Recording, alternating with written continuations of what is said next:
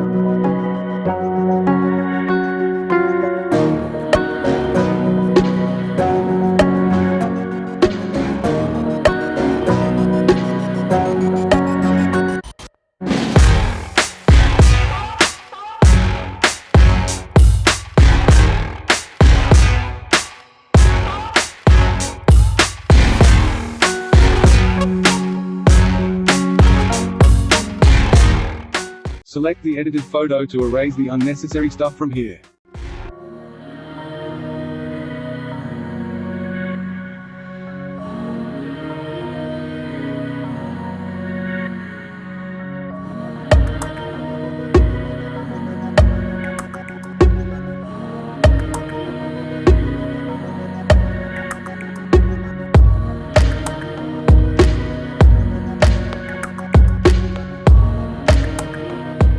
After that, let's save it as a PNG.